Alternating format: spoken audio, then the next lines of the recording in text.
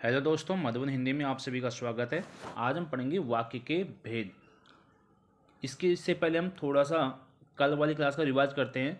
कल हमने वर्ण, शब्द और वाक्य, उसके साथ ही क्रिया के आधार पर वाक्य के भेद। तो क्रिया के आधार पर हमने पढ़े थे 3 भेद: कृतवाच्य, क्रमवाच्य और भाववाच्य। आज हम पढ़ेंगे अर्थ के आधार पर वाक्य के भेद। तो देखिए दोस्तों, नंबर 2, अर्थ के आधार पर वाक्य के 8 भेद माने गए हैं। किसके आधार पर? अर्थ के आधार पर। कल हमने पढ़े थे क्रिया के आधार पर। तो अर्थ के आधार पर वाक्य के कितने भेद माने गए हैं? 8 भेद। 1 नंबर विधानवाचक, निषेधवाचक। तीसरा है प्रश्नवाचक। चौथा है आज्ञावाचक। पांचवा है विस्मयादिवाचक। छठा इच्छावाचक। सातवां है संदेशसूचक और आठवां संकेतार्थक वाक्य। तो अर्थ के आधार पर वाक्य के कितने भेद माने गए हैं? 8 भेद माने गए हैं। विधानवाचक, निषेधवाचक, प्रश्नवाचक, आज्ञावाचक, विस्मयादिवाचक, इच्छावाचक, संदेशसूचक और संकेतार्थक वाक्य। अब इन प्रत्येक को हम विस्तार से पढ़ेंगे उदाहरण सहित। नंबर 1, विधानवाचक वाक्य।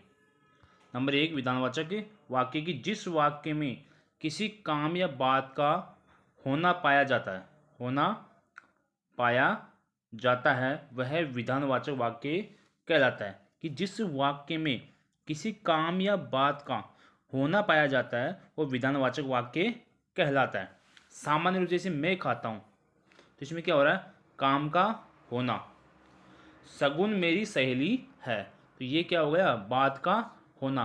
तो वाक्य में ये परिभाषा ये है कि जिस वाक्य में किसी काम और बात का होना पाया जाए वहाँ विधानवाचक वाक्य होता है। और विधानवाचक वाक्य होता है जो सामान्य वाक्य की तरह ही होता है। जैसे मैं खाता हूँ, मैं चलता हूँ, सगुन मेरी सहेली है, रमेश मेरा दोस्त है। तो सामान्य वाक्य होता है और इसमें किसी काम का होना या बात का होना पाया जाता है। नंबर 2 है निषेधात्मक वाक्य। देखो, नाम से विदित हो रहा है कि निषेधात्मक, अर्थात नहीं का भाव इसमें प्रकट होगा। कि जिस वाक्य में किसी बात के न होने या काम के अभाव या नहीं होने का बोध हो। देखिए, जिस वाक्य में किसी बात के न होने, काम के अभाव, नहीं होने का बोध हो, कि जिसमें या तो किसी बात का न होने या फिर किसी काम का अभाव हो या फिर किसी कार्य का नहीं होने का क्या हो, उसमें बोध हो, उसे निषेधात्मक वाक्य कहते हैं या फिर वह निषेधात्मक वाक्य कहलाता है। सामने जिसमें क्या होगा? निषेध अर्थात नहीं का ज्ञान होगा, बोध होगा। जैसे सड़क पर मत भागो, सड़क पर मत भागो। अनुष्क घर पर नहीं है, ये आएगा घर, घर पर नहीं है, अनुष्क घर पर नहीं है। तो यहाँ पर भी मनाही का भाव और यहाँ पर भी नकारात्मक भाव या निषेधात्मक भाव। कि जहाँ पर किसी काम का न होना, काम का अभाव होना या फिर नहीं होने का बोध हो, वहाँ होता निषेधात्मक वाक्य कहलाता है। आगे प्रश्नवाचक वाक्य। प्रश्न का बोध कराने वाले वाक्य या जिस वाक्य का प्रयोग प्रश्न पूछने में किया जाए उसे प्रश्नवाचक वाक्य कहते हैं। सामान्य सी बात है कि जिस वाक्य में प्रश्न का बोध कराने वाले वाक्य या फिर जिस वाक्य का प्रयोग प्रश्न पूछने में किया जाए उसे प्रश्नवाचक वाक्य कहते हैं। इसमें लास्ट में ये चिन्ह आएगा, प्रश्नवाचक वाक्य में ये चिन्ह आपको मिलेगा। जैसे किसी से हम कुछ पूछा जाए, जैसे छोटे बच्चे से पूछे तुम्हारा क्या नाम है, तो साथ ही साथ वो उत्तर देता है कि मेरा नाम ये है। तो उसी प्रकार जैसे आप कहाँ जा रहे हो, ये चिन्ह आ जाएगा इसमें आगे, आप कहाँ जा रहे हो। तो सामने वाले का क्या आ जाएगा? इसमें उत्तर आ जाए कि मैं जयपुर जा रहा हूँ, दोसा जा रहा हूँ या कहीं और जा रहा हूँ। तुम क्या खेल रहे हो? तो बच्चा जो भी खेल रहा होगा वो बता देगा मैं ये खेल खेल रहा हूँ। तो सामान्य रूप से जिस वाक्य में प्रश्न का बोध हो, वो प्रश्न करने पर सामने से हमको उत्तर प्राप्त हो और प्रश्न के अंत में हमको ये चिन्ह मिले, वहाँ प्रश्नवाचक वाक्य होता है या उसे प्रश्नवाचक वाक्य कहते हैं। चौथा है आज्ञावाचक वाक्य। आज्ञावाचक जिस वाक्य में आज्ञा या अनुमति, उपदेश या विनय का बोध हो, कि जिस वाक्य में या तो आज्ञा का भाव हो, या अनुमति का हो, या फिर उपदेश का, या फिर विनय का बोध हो, वह आज्ञावाचक वाक्य कहलाता है। कि जिस वाक्य में आज्ञा, अनुमति, उपदेश, विनय का बोध हो, वह आज्ञावाचक वाक्य कहलाता है। जैसे अनुष्क अपना कमरा साफ करो, अनुष्क अपना कमरा साफ करो, तो ये क्या दी जा रही है? आज्ञा दी जा रही है कि तुम अपना कमरा साफ करो। एन इस कुर्सी पर बैठो, एन इस कुर्सी पर बैठो, तो यह क्या दी जा रही है? आज्ञा और अनुमति, सॉरी आज्ञा दी जा रही है कि अनुष्क अपना कमरा साफ करो, एन इस कुर्सी पर बैठो। तो जिस वाक्य में आज्ञा या अनुमति, उपदेश, विनय का बोध होता हो, वहाँ आज्ञावाचक वाक्य होता है, या फिर उसे आज्ञावाचक वाक्य कहते हैं। पांचवा है विस्मयादि बोधक वाक्य। कि जिस वाक्य में हर्ष, शोक, घृणा, विस्मय आदि का भाव प्रकट होता है हो, वह विस्मयादि बोधक वाक्य कहलाता है। कि जिस वाक्य में हर्ष, शोक, घृणा, विस्मय आदि का भाव प्रकट होता है, वह विस्मयादि बोधक वाक्य कहलाता है। जैसे इसका चिन्ह होता है, ये विस्मयादि बोधक चिन्ह होता है कि अरे यह क्या हो गया, अरे यह क्या हो गया, वाह कितना सुंदर दृश्य, वह कितना सुंदर दृश्य है। तो इसका जो चिन्ह होता है ये आपको प्रश्न में आपको मिल जाएगा। तो जहाँ पर ये चिन्ह लगा होगा वहाँ विस्मयादि बोधक वाक्य होगा। तो जिस वाक्य में हर्ष, शोक, घृणा, विस्मय आदि का भाव प्रकट होता है, वह विस्मयादि बोधक वाक्य कहलाता है। छठा है इच्छावाचक वाक्य या इच्छार्थक वाक्य।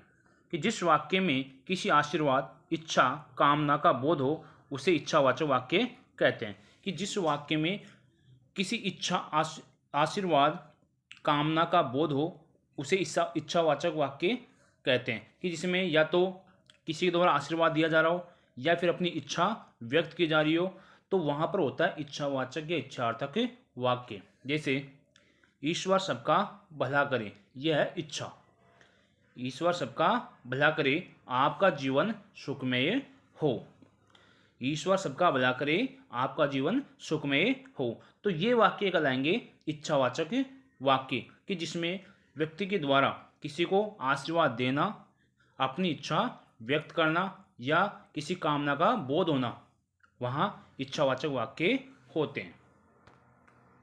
सातवां है संभावनार्थक या संदेहवाचक वाक्य।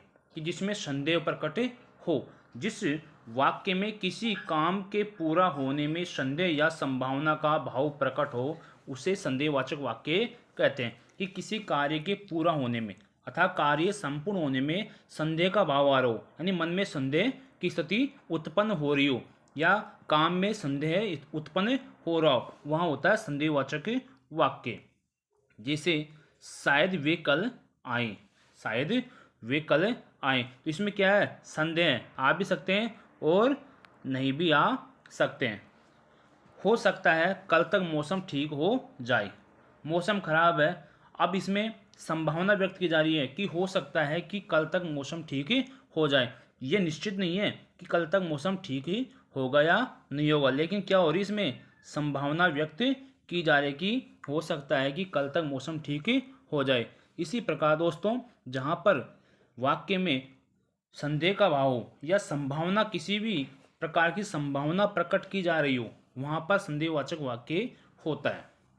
आगे आठवां और अंतिम, कि जिस वाक्य में संकेत या शर्त हो, वह संकेतार्थक वाक्य कहलाता है। कि जिस वाक्य में संकेत या फिर शर्त हो, या तो संकेत किया जा रहा हो या फिर शर्त बताई जा रही हो, वहाँ पर संकेतार्थक वाक्य होता है, या वह संकेतार्थक वाक्य कहलाता है। कि यदि तुम आओ तो मैं चलूँ, कि यदि तुम आओ तो मैं चलूँ, ये क्या कर रहा है? संकेत कर रहा है कि यदि तुम आओगे ना तो मैं चलूँ, मतलब तुम आओगे तभी मैं चलूँगा। या फिर यदि तुम आओ तो मैं चलूँ, अर्थात इसके साथ चलने के लिए संकेत कर रहा है कि तुम आओ तो मैं चलूँ।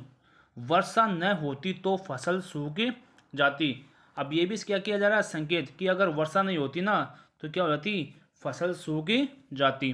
तो वहाँ होता है संकेता कि एक वाक्य का दूसरे वाक्य पे क्या हो रहा है, निर्भर हो रहा है कि अगर वर्षा नहीं होती तो क्या हो जाती, फसल सूख जाती। यदि तुम आओ तो मैं चलूँ, अगर तुम नहीं आओ तो मैं नहीं चलूँ। तो वहाँ पर एक वाक्य का दूसरे वाक्य पे क्या किया जा रहा है, संकेत किया जा रहा है कि अगर तुम आओ तो मैं चलूँ, या फिर वर्षा न होती तो फसल सूख जाती। तो दोस्तों जिस वाक्य में संकेत या शर्त हो वहाँ या वह संकेतार्थक वाक्य कहलाता है।